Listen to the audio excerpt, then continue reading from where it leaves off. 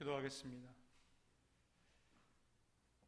성전에서 들리는 기도와 찬송 소리를 기뻐하시는 하나님 아버지, 코로나 시대 성도들의 마음에 독버섯처럼 번지고 있는 불신앙의 유혹을 물리치고 오늘도 하나님 전에 나와 예배하는 성원 성도들 되게 하심을 감사합니다. 사단이 속삭이는 온갖 유혹의 마음을 이기고 성전으로 귀한 발걸음을 한 이들과 가정에서 일터에서 시간 내어 온라인으로 예배하고 있는 성도들이 주님의 사랑과 축복과 안아주심, 위로하심을 경험하는 귀한 예배가 되게 하여 주옵소서. 이 시간 하나님 앞에 고개 숙인 우리 모든 성도들에게 하나님께서 친히 손을 얹어주시길 소망합니다. 오늘도 여러 가지 삶의 문제를 가지고 주 앞에 나와 기도하는 성도들마다 예배 가운데 하나님의 해결하심을 경험하게 하시고 모든 삶의 자리에서 축복의 통로로 쓰임받게 하옵소서. 성도들의 가정이 화목하여 행복하게 하셔서 하나님을 향하여 늘 감사의 노래를 부르는 가정들 삼아 주옵소서. 연로한 어르신들 건강 허락하여 주시고 학업 중에 있는 자녀들 더욱 지혜롭게 하시고 직장인들은 땀 흘려 노력할 때 꿈이 성취되는 은혜를 주시고 결혼 정년기에 청년들을 축복하사 아름다운 가정을 꿈꾸게 하시고 좋은 배우자감들을 만나는 만남의 축복을 허락하옵소서. 육신의 약함으로 기도하고 있는 이들이 회복이 급속하게 되며 컨디션이 늘 최상을 유지하고 마음의 평안과 기쁨이 넘쳐나도록 주님께서 동행하여 주시고 늘 능력의 손으로 붙잡아 주시옵소서. 코로나 예방 백신을 맞는 성도들마다 큰 부작용 없이 잘 적응되게 하여 주시고 오늘도 교사로, 성가대로, 재정부로, 새가족부로, 차량 운전으로, 방송부원으로 그리고 일일이 말하지 않아도 여러 모양으로 교회를 위해 기쁨으로 헌신하고 섬기는 성도들에게 하늘 축복을 내려주사 영혼이 잘됨같이 범사가 잘되게 하시고 더욱 강건케 하여 주옵소서. 군문에 들어가 있는 아들들, 지방에 내려가 있고 출근해 있는 지체들에게도 같은 은혜 허락하여 주시고 오늘도 주의 종의 입술에 기름 부어주셔서 말씀 선포할 때 권세 있게 하시고 성령의 역사로 성도들의 심령이 뜨거워지며 감동하며 결단하게 하옵소서. 예수님의 이름으로 축복하며 감사기도 드립니다. 아멘. 거룩한 주일을 맞아서 주님 앞에 나와 예배하는 모든 성도님들과 성도님들의 가정 위에 주님의 은혜와 평강이 충만하기를 빕니다. 서로 축복하겠습니다. 빛이 있으라, 빛이 있으라, 빛이 있으라, 빛이 있으라.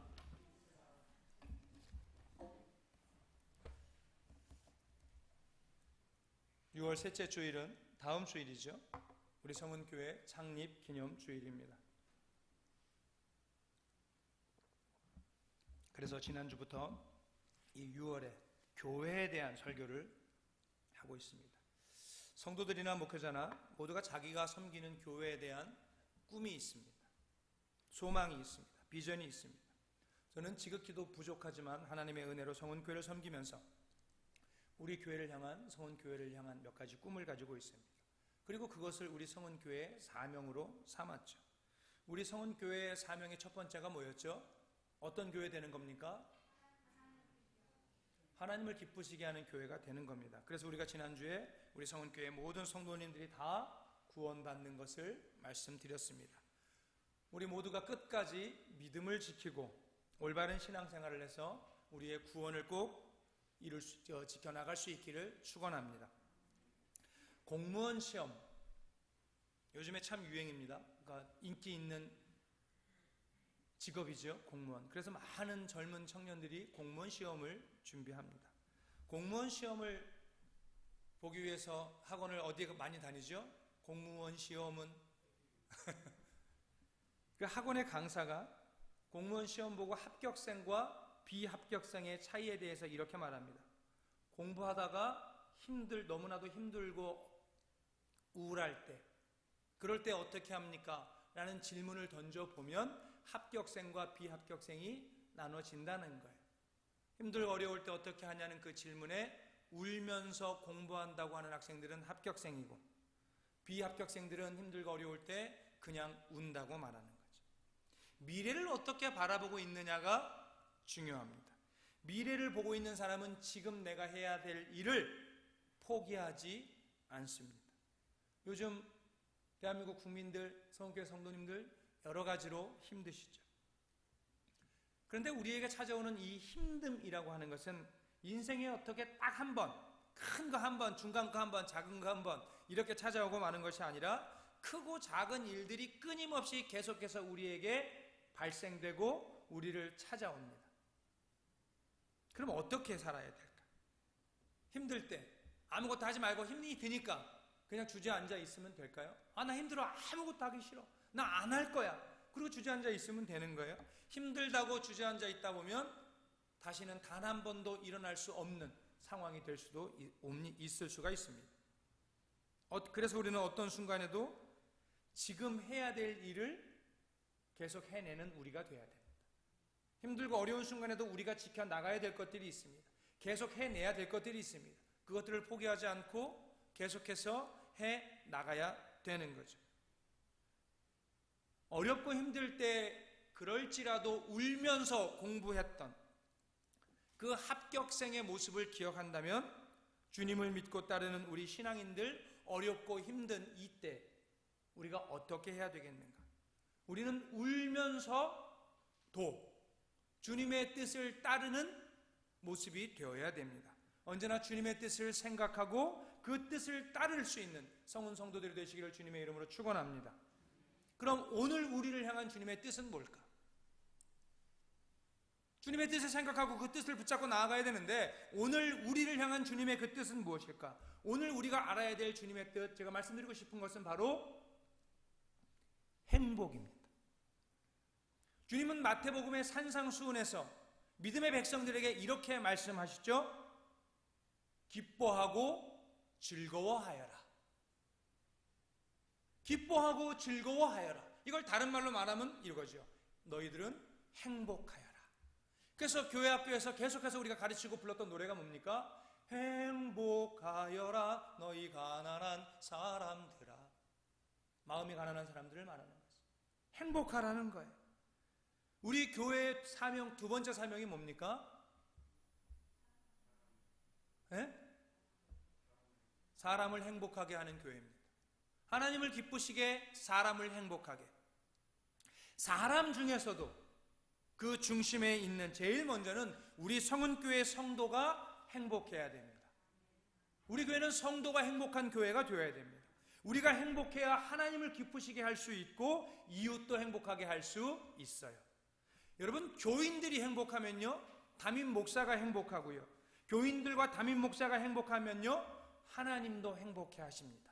믿으십니까? 저는 우리 성은교회 성도님들이 어쩌다가 보니까 어떻게 하다 보니까 성은교회에 다니고 있는 것이 아니고 성은교회에 속한 것, 내가 성은교회에 다니고 있는 것이 행복하고 자랑스럽고 나의 인생과 나의 가정에 중요한 의미를 가지게 되기를 바랍니다.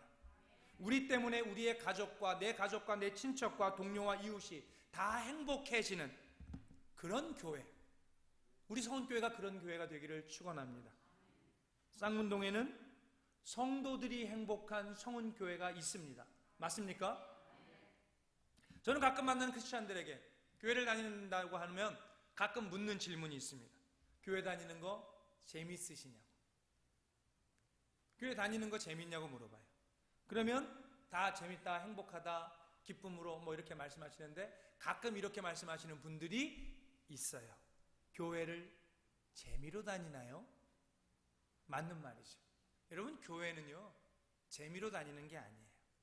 하나님을 사랑하며 하나님을 영화롭게 하며 하나님의 뜻을 이루어 드리기 위해서, 또 그리고 내 자신의 영혼의 삶의 구원을 이루기 위해서, 얻기 위해서 우리가 교회에 다니는 거죠. 그런데 새신랑한테 이렇게 물어봐요. 결혼생활 재밌냐고. 근데 새신랑이 이렇게 대답해요. 아유, 결혼생활을 재미로 하나요? 틀린 말이에요? 틀린 말 아니죠. 그런데 여러분, 그 사람이 지금 그 새신랑이 행복한 결혼생활을 하고 있다고 느껴지세요? 안 느껴지죠. 결혼생활 재밌냐고 물어봤더니 무슨 결혼생활을 재미로 하나요? 마찬가지로 하나님을 믿는 사람이요, 교회를 다니는 게 재미없으면 안 되죠. 하나님의 사랑을 받으며 하나님과 교제하며 하나님의 뜻을 이루어가며 하는 그 교회 생활이 어떻게 재미가 없을 수가 있을까? 하나님의 사랑으로 구원받고 용서함을 받고 주님과 교제하면서 하나님의 은혜를 누리며 사는 그 인생이기 때문에 교회 다니면서 신앙생활 한다고 하는 것은 기쁜 일이고 즐거운 일이고 행복한 일인 거죠. 그런데 요즘 시대에 교회 생활이 재미없다고 말하는 분들이 많아요. 조금 있어요가 아니고 많아요. 오죽하면 나는 어떻게 당시 종교가 무엇입니까? 네, 기독교인입니다. 크리스찬입니다. 자기가 크리스찬이라고 말하는 사람 중에서 교회를 안 나가는, 분명히 자기는 크리스찬이라고 말은 하는데 교회는 나가지 않는 가난한 성도라고 부르죠, 요새. 그 숫자가 이미 100만 명을 넘어서 200만 가까이 된다는 거예요. 크리스찬인데 교회를 다니지 않는 크리스찬. 왜 성도들이 교회 생활을 하면서 즐겁지 않을까? 행복하지 않을까? 기쁘지 않을까? 심지어는 교회 생활이 힘들어가지고 교회를 떠나는 사람들도 있어요. 그 중에 하나가 뭘까요? 물론 여러 가지 이유가 있겠지만 그 중에 하나가 뭐냐면 인간관계가 불편할 때예요. 인간관계가 불편하기 때문이죠. 쉽게 말해서 다른 말로 뭐죠 이거? 보기 싫은 사람이 있다는 거예요. 여러분, 제가 이런 말씀 많이 들었을 거예요. 저도 직장생활을 5년 하고 사표를 내고 제가 그런 말을 말씀드린 적이 있는데, 직장생활하면서요 일하는 것이 힘들어갖고 사표 내는 사람 별로 없다니까요. 다 대부분 사표 낼 때는 내가 저 인간, 거의 그런 거죠. 주님을 따르는 사람들이 모였어요. 주의 사랑으로 사랑합니다라고 고백하는 사람들이 모였어요. 거기가 어디예요? 교회예요. 그런데 왜 그런 교회 안에서 인간관계가 불편할까요? 여러 가지 이유가 있겠지만 오늘 그 중에 하나를 말씀드리고 싶어요. 왜 교회가 인간관계가 불편할까? 사람을 평가하기 때문입니다. 여러분, 가정이 더 편합니까? 직장이 더 편합니까? 김세현 집사님, 가정이 편하세요? 회사가 편하세요? 대답 잘하셔야죠. 잘하셨어요. 큰일 날 뻔했어요. 누구나 다 가정이 편합니다. 회사가 더 편한 사람은 없어요. 왜 그렇습니까? 가정에서는요 나를 평가하지 않아요. 나를 다 그대로 받아주기 때문이에요. 가정에서는요 옷이 좀 삐뚤어졌어도요, 양말에 좀 빵꾸가 났어도요 신경 쓰지 않아요. 그것으로 흉볼 사람이 없어요. 그래서 신경 쓰이지 않아요. 그런데 직장에서는요 누가 어떻게 흉볼지를 몰라요. 회사 올 때 어떻게 저런 옷을 입고 와? 그런 말들이요 언제 어떻게 어디로 퍼져나갈지를 모르는 거죠. 그게 두려워요. 그래서 직장생활이라고 하는 것은 늘 조심스럽죠. 내가 몸이 어디 아파요? 여러분, 가정에서는요 내가 어디가 아프면요 엄마한테, 아내한테, 남편한테 아프다고 말하는 거예요. 아프다고 말해서 쫓아내요? 아무도 쫓아낼 사람 없어요. 오히려 내가 어디가 아프다고 말하면 걱정을 해주죠. 병원에 가자고 하고요, 병원을 데려가고요, 뭐 먹고 싶은 거 있냐고 물어보고요. 그런데 직장에서는 내가 자꾸 아프다고 말하면 어떻게 돼요? 사람들이 싫어하는 거예요. 무능한 사람으로, 자기 관리도 못하는 사람으로 평가되는 거죠. 그런 평가 때문에 가정은, 평가가 없기 때문에 가정은 편한 것이고, 그 평가가 있기 때문에 직장은 불편한 거예요. 여러분, 교회는 가정입니까? 회사입니까? 교회는 가정이에요? 회사예요? 왜 가정이죠? 왜 가정이에요? 교회가? 우리가 하나님을 아버지라고 부르니까요. 우리가 성도들 간에 서로 우리는 형제 자매로, 형제님 자매님으로 부르니까요. 그러니까 우리는, 교회는 가정이 되는 거죠. 그래서 교회는 가정이니까 뭐 해야 된다? 회사처럼 직장처럼 평가하지 말아야 된다. 있는 그대로를 받아줘야 된다는 거죠. 오늘 본문 7절 우리 이목경 집사님이 잘 읽어주셨는데요, 그 말씀이에요. 그러므로 그리스도께서 우리를 받아 하나님께 영광을 돌리심과 같이 너희도 서로 받으라. 받아주라는 거예요. 예수님이 있는 모습 그대로, 나의 있는 모습 그대로 나를 받아주시고 하나님의 자녀 삼아 주셨어요. 그렇게 하나님의 자녀가 된 우리들은 서로 간에 당연하게 서로를 받아줘야 되는 거예요. 그러면 모든 성도가 평안하게 신앙생활, 행복하게 교회생활을 할 수 있는 거죠. 어떤 사람이 교회에 새로 오든지 적응하기가 쉬워요. 그런데 적응하기 어려운 교회도 있죠. 뒤에서 저 사람 새로 왔는데 뭔가 봐, 어떤가 봐, 머리 모양을 보니까, 화장한 거를 보니까, 옷 입은 걸 보니까 어쩌고 저쩌고인가 봐. 처음 오면서부터 평가를 해요. 그 교회가 편안하겠어요? 그 사람이 그 교회에 들어가서 적응하는데, 신앙생활 하는데, 우리가 누구는 어떻고 누구는 저쩌고 평가하기 시작하면요, 마음만 불편해지는 게 아니죠. 더 심각한 문제가 생겨요. 그건 뭐냐면 서로 경쟁하게 된다는 거예요. 여러분 생각해 보세요. 평가가 없잖아요. 경쟁도 일어나지 않아요. 경쟁은요, 평가할 때 일어나는 거예요. 그런데 평가하기 시작하면 마음에서 무엇이 생기냐면, 평가가 하기 시작하면 지지 않으려는 마음이 생기죠. 내가 지지 않으려고 하는 그 마음을 우리가 뭐라고 부르냐면 경쟁심이라고 불러요.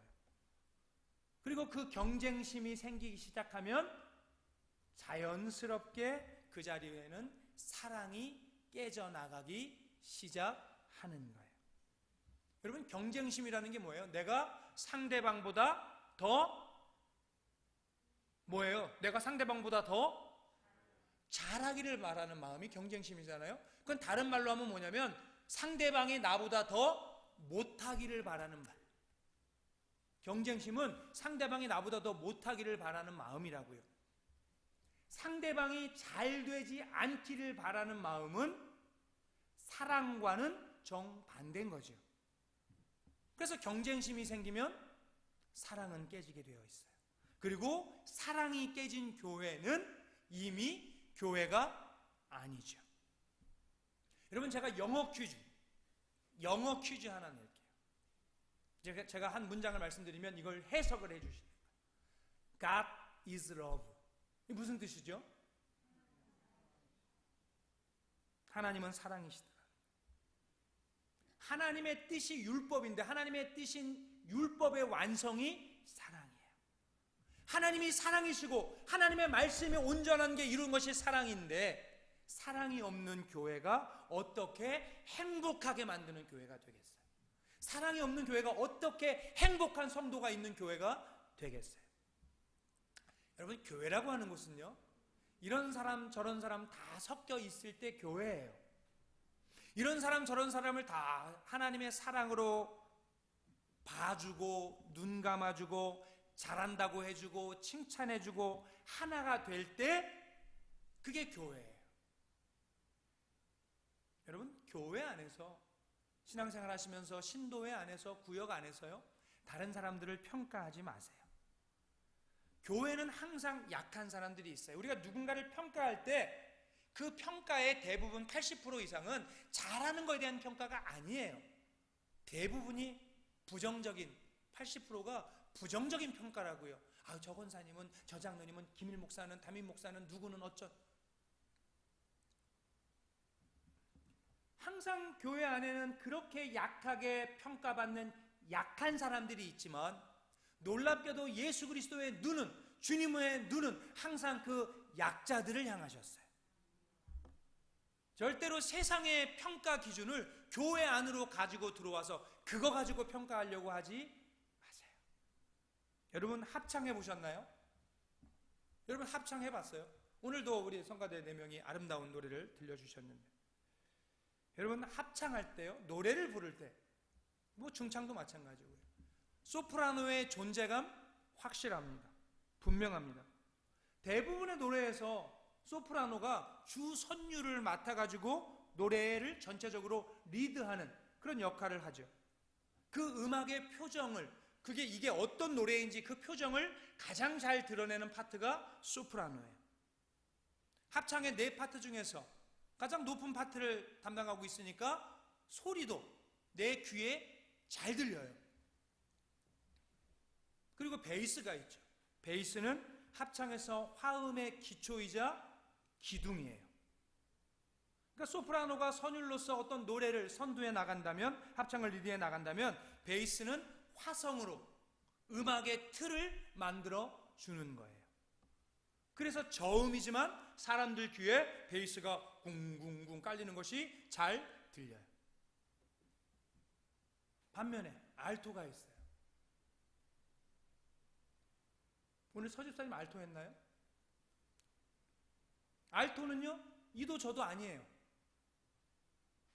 다른 파트들에 비했을 때 알토의 존재감이 제일 약하죠.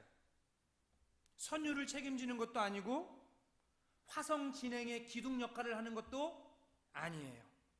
더군다나 여성 파트의 저음이어서 사람들의 귀에, 성도님들의 귀에 잘 들리지도 않아요.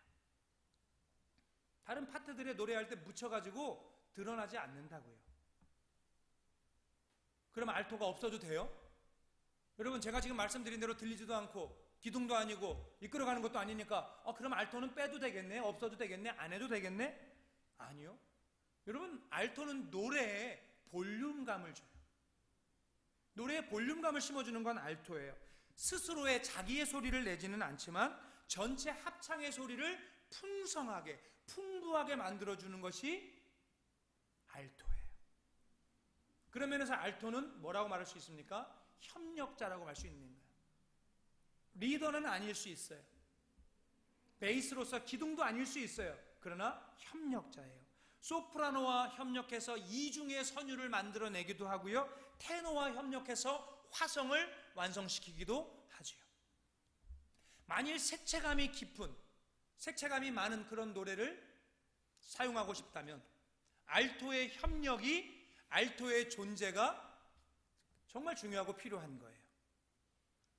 마찬가지로요, 교회는요, 소프라노처럼 앞에서 끌고 가는 사람도 필요하지만 알토처럼 보이지 않는 곳에서 섬기는 사람들, 뒤에서 소리 없이 돕고 협력하는 그런 성도들 덕에 교회는 유지가 되는 거예요. 눈물로 기도하는, 바로 다른 사람들을 복되게 하는 그런 성도님들 덕분에 우리 성은교회가 창립 52주년 여기까지 왔다고 하는 것을 꼭 기억해 주시기 바랍니다. 이스라엘 백성들이 바벨론 포로에 가죠. 70년 동안 바벨론 유수 시간을 보내고 다시 고향으로 돌아와요. 예루살렘으로 돌아와서 그들이 제일 먼저 성전을 제거하고 신앙을 제거하고 그 다음에 하는 것이 뭐예요? 성벽을 재건합니다. 무너진 성벽. 무너진 성벽을 재건하는 데 있어서 가장 중요한 건 뭐냐면 돌과 돌을 연결해 나가는 거예요. 성벽을 쌓을 때 가장 중요한 것은 돌과 돌을 서로 연결하는 것. 만약에 돌과 돌 사이에 구멍이 있다면, 공간이 있다면, 빈 곳이 있다면 적들은 쳐들어와서 거기를 뚫고 거기를 무너뜨려서 성을 침략하고 함락하겠죠. 그런데 성벽에 돌을 쌓는 것보다도, 연결하는 것보다도 더 중요한 것이 있는데, 돌아온 이스라엘 백성들의 마음과 마음을 연결하는 일이었어요. 마음과 마음을 서로 연결해서 연합해서 하나가 되는 것. 만약에 예루살렘 성벽을 재건하는 일에 이스라엘 백성들의 마음이 하나가 되지 못했다면 그 성벽 쌓는 걸 계속 방해했던 사람들이 있잖아요. 누구예요? 산발랏과 도비아 같은 사람들이 계속해서 방해했는데 이스라엘 백성들이 마음이 하나로 뭉쳐서 똘똘 뭉쳐서 하나가 되지 못했다면 아무리 큰 댐도 작은 바늘구멍만한 구멍에서, 균열에서부터 무너지기 시작하는 것처럼 아마 성벽 무너졌을 거예요. 이스라엘 무너졌을 거예요. 그러나 그들이 하나 되었기 때문에 그들의 그 모든 방해를, 산발랏의, 도비아의 방해를 물리치고 성벽을 완성할 수 있었고, 성벽을 완성한 후에는 하나님 앞에 제사하죠. 그때도 이스라엘 모든 백성들이 합심해서 하나님을 찬양하고 각종 악기를 연주하고 하나님 앞에 제사하면서 무리를 좌우 양편으로 나눠 가지고요, 무리를 지어서 그 행진을 하죠. 그럴 때도 이스라엘 모든 백성들이 일사불란하게 하나가 되어서 움직였습니다. 그들이 하모니를 이루고 그들이 화합하였을 때 하나님 앞에 영광이 되는 낙성식이 되었어요. 여러분, 우리가 어떻게 하면 남을 평가하지도 않고 다른 사람의 평가에 연연해하지도 않을 수 있을까? 그거 바로 하나님을 바로 알면 되는 거예요. 우리가 하나님을 알잖아요? 그러면 다른 사람을 평가하지도 않고 누가 나를 평가해도 그거에 별로 마음 뺏기지도 않아요. 근데 하나님을 모르면 어떻게 돼요? 누가 요만한 소리만 하고 뒤에서 자기 얘기만 해도 어쩔 줄을 몰라. 견디지를 못하는 거죠. 여러분, 하나님 어떤 분이십니까? 하나님은요, 우리의 어떤 행위로, 우리의 업적으로 평가하는 분이 아니시라는 거예요. 하나님은 우리의 어디를 보신다고, 무엇을 보신다고 늘 말씀하시죠? 우리의 중심을 본다, 우리의 마음을 보신다는 거예요. 외적인 양을 보고 평가하는 것은 우리들이지만 하나님은 오직 중심만, 마음만 보시고 평가하세요. 내가 우리 교회에서, 내가라고 하는 건 저 김일 목사를 말하는 게 아니라 여러분들을 말하는 거예요. 내가 우리 교회에서 가장 경건한 성도라고 하는 평가를 받을지라도, 세상에서 살아갈 때 법 없이도 살만한 정말 착한 사람이라는 평가를 받을지라도 하나님에게 악한 종이라는 평가를 받는다면 다른 평가는 아무것도 아니에요. 소용없어요. 사람은 자기가 중요하게 생각하는 사람의 평가를 중요하게 여기는 거예요. 박사 논문을 쓰고 있어. 어떤 사람이 박사 논문을 쓰는데 친구들이, 야, 내가 지금까지 논문 중에서 이런 논문은 본 적이 없다, 최고의 논문이라고 아무리 주변 사람들이 칭찬을 해도 지도교수가 이거 형편없는 논문이라고 한마디 하면 마음 무너지는 거예요. 반대로 다른 사람들이, 야, 무슨 이런 걸 썼냐, 이걸 논문이라고, 이걸 박사 논문이라고 썼냐, 누가 아무리 흉을 보고 뭐라고 말해도 지도교수가 칭찬해주면 행복하고 마음이 기쁜 거예요. 우리가 정말로 하나님의 평가를, 사람의 평가가 아니고 하나님의 평가를 중요하게 생각한다면 우리가 하나님 바라보면서 하나님으로부터 오는 새 힘을 얻고 항상 최선을 다해 살 수 있게 됩니다. 여러분 성도님들, 사람들의 평가에 매달리지 마시고요, 그것 때문에 경쟁하지 마시고요, 하나님 시선을 생각하며 늘 평안과 기쁨의 신앙생활을 할 수 있기를 바랍니다. 본문은 또 이런 말씀을 해요. 이웃을 기쁘게 하고 덕을 세우라고요. 여러분, 어떻게 하면 이웃을 기쁘게 하고 덕을 세울 수 있을까? 제가 먼저 말씀드리고 싶은 것은 배려예요. 배려라고 하는 베스트셀러 책도 있었죠. 배려는 나를 기쁘게 하는 것보다 다른 사람을 기쁘게 하는 것을 먼저 하는 것, 그게 배려죠. 나보다는 다른 사람을 위하는 것, 이게 배려죠. 그리고 그 배려를 통해서 덕을 세울 수 있다는 거죠. 본문에서 그런 말씀을 해요. 강한 사람, 약한 사람 이야기가 나오는데, 강한 사람은요, 믿음이 좋은 사람을 말하는 거고, 약한 사람은 믿음이 연약한 사람을 가리키는 거죠. 그래서 믿음이 강한 사람은 어때요? 우상에게 바쳤던 제사 드린 제물도 아무런 거리낌 없이 먹을 수 있어요. 근데 믿음이 연약한 사람들은 어떻게 우상한테 제사 드린 저런 걸 먹어, 찝찝해, 못 먹어, 안 먹어, 그러고 고기를 안 먹고 채소만 먹고 있는 거예요. 중요한 건 먹느냐 안 먹느냐가 중요한 것이 아니에요, 여러분. 중요한 건요, 먹는 사람은, 먹지 않는 사람을 믿음도 없어가지고 저것 이렇게 업신여기지 않고요, 먹지 않는 사람은 어떻게 저 제사 음식을 먹을 수 있냐고 비판하지 않아야 되는 거예요. 바울 사도 뭐라고 말하죠? 나는 제사 고기 먹겠다고 해요? 안 먹겠다고 그래요? 먹겠다고 하죠. 왜? 바울의 믿음은 넘어선 믿음이니까, 그리스도의 장성한 분량까지 자라난 믿음이니까 아무 문제가 되지 않아요. 왜? 믿음으로 먹으면, 감사하고 먹으면 버릴 것이 없다, 그 말씀을 붙잡고 사는 거예요. 하지만 그럼에도 불구하고 내가 그런 걸 먹는 것 때문에 믿음이 약한 사람이 신앙이 흔들리고 실망을 하고 한다면 나는 안 먹겠다, 이렇게 말하죠. 이게 뭐예요? 덕을 세우기 위해서 내 중심으로 살지 않고 남을 중심으로, 다른 사람을 중심으로 살겠다고 하는 의지의 표현이에요. 이런 배려, 그런 배려가 있는 교회가 될 때 성도들이 행복한 교회, 사람을 행복하게 만드는 교회가 되는 거예요. 두 번째 말씀드리고 싶은 건 수용이에요. 수용, 받아들임.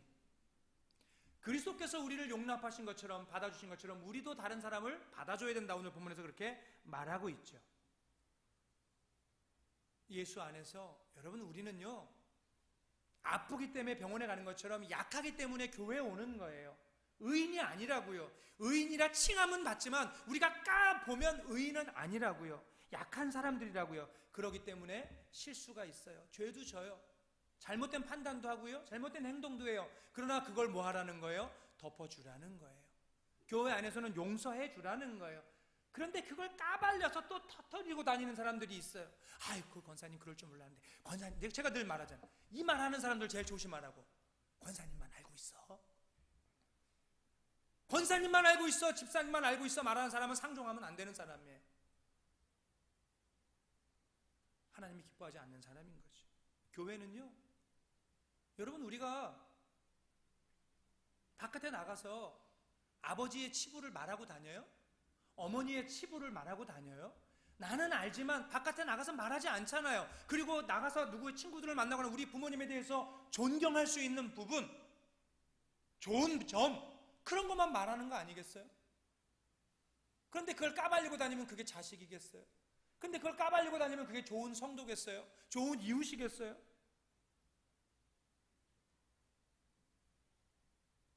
우리는 있는 모습 그대로 저 사람을 받아주고요, 그 사람에게 어떤 문제가 있으면요, 그 사람 위해서 기도해 주면 되는 거예요.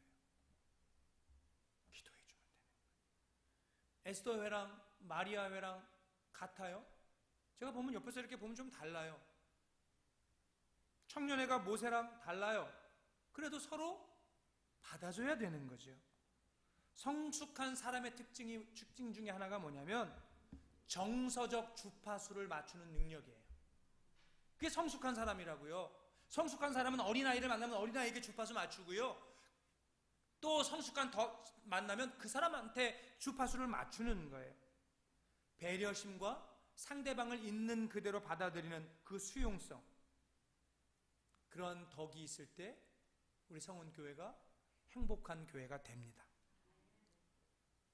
개인적으로 믿음이 아주 좋은 사람도요, 덕이 없어서 사람들에게 비난받는 사람이 있어요. 기도를 아주 많이 하는 분인데도 덕을 세우지 못해서 다른 사람들에게 따돌림 받는 사람도 봤어요. 열심히 교회에서 봉사하고 충성하는데도 덕을 세우지 못해서 뒤에서 욕먹는 사람도 있어요. 그렇게 어린아이와 같은 신앙인에 머물면 안 돼요. 교인들에게 교회하고 자기의 감정 있는 모습 그대로 다 드러내놓고 존경받기를 기대한다면 어불성설인 거죠. 여러분, 덕은 봄바람처럼 훈훈한 세상의 향기입니다. 덕이 있는 성도는 부드럽고 따뜻하고 진실됩니다. 남이 잘못을 저지르면 너그러운 마음으로 용서하고 감싸주고요, 다른 사람의 단점을 비난하기보다는 덮어주고 장점을 이해하고 장점을 키워주고요.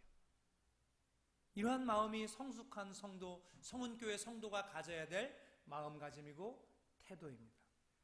그럴 때 나도 행복하고 다른 사람도 행복해요. 이번에 국민의힘에서 만 36살, 우리 나이로 37살 해서 한 이준석이라고 하는 정치인이 당 대표가 됐습니다. 그런 모습을 보면서 이제 민주당은 큰일 났다라는 생각을 하는데, 제가 정치 이야기 하려는 것이 아니고요, 그 이준석이라고 하는 젊은 대표가 취임사에서 샐러드볼 이야기를 하더라고요. 비빔밥 이야기. 그래서 다른 사람들이 용광로론을 이야기해서 다 집어넣어서 끓여가지고 녹여서 하나가 되는 용광로가 되어야 됩니다, 이렇게 말했는데 이준석은 그렇게 말 안 하고 샐러드, 야채, 온갖 샐러드 다 넣어갖고 샐러드볼에 넣어 있으면 그 샐러드 하나하나는 다 살아있지만 맛있는 샐러드가 된다. 비빔밥 재료를 갖다가 넣으면, 비비면 다 비빔밥 갈아서 섞어버리면 죽도 아니고 밥도 아니고 이상한 거 되지만, 그렇게 안에 있을 때, 샐러드볼 안에 있을 때 같이 있으면 된다. 그러니까 우리 국민의힘은 그런 샐러드볼이 되어야 된다. 이런 사람, 젊은 사람, 나이 먹은 사람, 중진, 보수, 뭐 어쩌고 저쩌고 색채가 온갖 사람들이 다 있지만 그 안에서 자기 색을 잃어버리지 않고 조화를 이루자, 뭐 이런 이야기를 하더라고요. 그런데 여러분, 제가 생각해봤어요. 그 옛날에도 이 샐러드볼 이야기가 다른 책에서 누가 학자가 이야기한 거거든요. 다른 데서 이렇게 나온 이야기인데, 자, 샐러드볼에 이제 샐러드가 들었어. 온갖 샐러리도 들고 강낭콩 삶은 것도 집어넣고 계란도 있고 삶은 계란도 들고, 또 샐러드 뭐 넣을까요? 양상추도 넣고 당근도 뭐죠, 이렇게 해서 당근도 좀 넣고 콜슬로도 좀 넣고, 뭐 더 넣고 싶으신 거 없으세요? 샐러드 할 때 여러분 집에서 뭐 넣어요? 샐러드, 여러분 샐러드가 잘 뭔지 모르는 분이 계시는데, 제가 어른들의 표현을 사라다 만들 때 사라다 만들 때 제가 뭐 넣죠 우리? 이것저것 넣었어. 사라다 안에, 샐러드 볼 안에 그 야채를 지금 넣었어요. 여러분, 그리고 이제 이준석 씨 말대로 이렇게 다 넣었어. 다 살아있어, 자기 모양 그대로. 그거 퍼먹으면 맛있어요? 맛있어요? 맛 없잖아요. 무슨 누가 맛있다고 그러셨어요? 무슨 맛이 있어? 맛 하나도 없어요. 그냥 야채 먹는 거 뭐가 맛있어? 뭐가 들어가야 돼요? 드레싱이 들어가야 된다고요. 샐러드, 소스가 들어가야지 그게 버무려져서 맛있는 거죠. 비빔밥이 있으면 온갖 밥 들어가고 계란 후라이 들어가고 이거 야채 막 나물 넣었어도, 콩나물 넣었어도 고추장 한 숟가락 푹 퍼가지고 비벼야 맛있잖아요. 여러분, 마찬가지예요. 교회 안에 온갖 사람들이 있어요. 많은 사람들이. 김세현 집사님 같은 분, 우인명 집사님, 서원태 장로님 같은 분, 박영목 집사님 같은 분, 이영자 권사님 같은 분, 정인숙 권사님 같은 분. 온갖 사람들의 모양의 사람들이 샐러드 볼 안에 샐러드들이 다 들어있다고요. 근데 그게 다 따로 있으면 맛이 없다고요. 너는 너고 나는 나가 된다고요. 거기에 소스가 들어가서 배려와 수용이라고 하는 소스가 들어가서 버무려져야 그게 맛있는 샐러드가 되는 거예요. 맛있는 요리가 되는 거고요. 그럴 때 그 교회가 행복한 교회, 행복한 성도가 될 수 있는 거예요. 여러분, 행복한 목사에게 행복한 목회가 나오고요. 부모가 행복할 때 자녀가 행복하고요. 교사가 행복할 때 행복한 학생들이 자라납니다. 저는 그래서 우리 성은교회 교인 모두가 행복한 신앙생활을 하면 좋겠어요.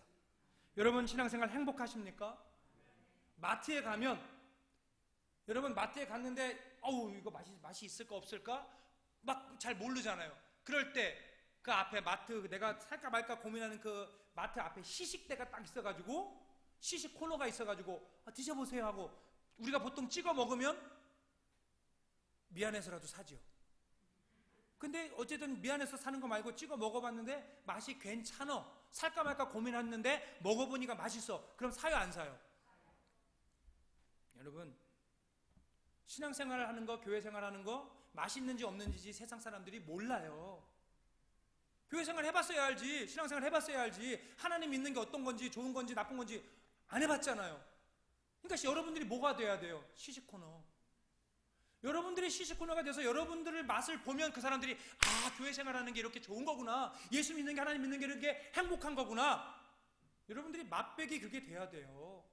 여러분이 나가셔서 그 역할을 해주시면, 성원교회 성도들은 정말 행복하게 신앙생활을 하고 있구나 라고 알게 되겠죠. 여러분, 코로나로 인해서 힘들고 어렵지만 교회 오실 때마다, 우리 성은교회 오실 때마다 웃을 수 있기를 바랍니다. 세상살이도 힘든데 그냥 교회 올 때마다 팍팍하고 저 인간 만나기 싫고 인상 써주고 그러면 얼마나 불행하겠어요. 우리가 행복한 공동체 만들어가기 위해서 혹시 실수가 있어도, 잘못이 있어도, 그럴 수도 있지, 그런 마음으로 살아가시기를 바랍니다. 너무 예민할 필요 없어요. 교회 안에서 나를 세우지도 마세요. 본질이 아니라면 둥글둥글 품어내고 살아가세요. 성가대 연습하는데 노래 좀 못해, 10번을 가르쳤는데도 못 알아들어. 그래도 둥글둥글하게 사세요. 지휘자님, 정말 이래가지고 하나님이 영광을 받겠어요? 거기 있는 사람들이 기뻐하겠어요? 그런 거 아니죠. 항상 웃으면서. 제가 늘 말씀드리잖아요. 성가대 연습하는 것도 하나님이 받으신다니까요. 가르치고 있는 그 장면부터 받고 계신 거지, 여기 와가지고 성도들 앞에서, 사람들 앞에서는 그것만 보여줄지 모르지만 하나님은 다 보고 계신 거잖아요. 좀 비슷했나요?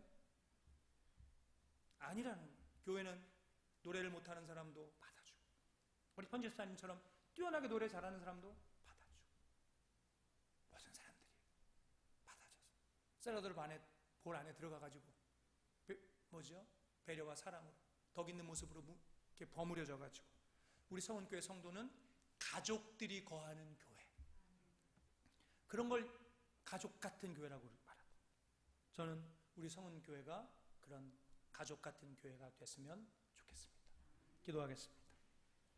사랑의 하나님, 우리 성은교회를 더욱 복되게 하사 성은의 모든 성도들이 행복하게 신앙생활하게 하여 주옵소서. 성도들이 행복해서 이웃도 행복하게 만드는 행복의 통로가 되게 하여 주시고, 판단하지 않고 경쟁하지 않으며 서로 배려하고 받아들이는 덕 있는 모습으로 하나님이 원하시는 교회의 모습을 이루어 가게 하옵소서. 우리의 행복이 많은 이들에게 보여져서 작은 천국으로서의 성은교회로 지역에 세워지고 알려지게 하옵소서. 그래서 성은교회 모든 성도들도, 성도들의 주변에 있는 사람들도 행복하게 하는 교회 되게 하옵소서. 예수님의 이름으로 기도합니다.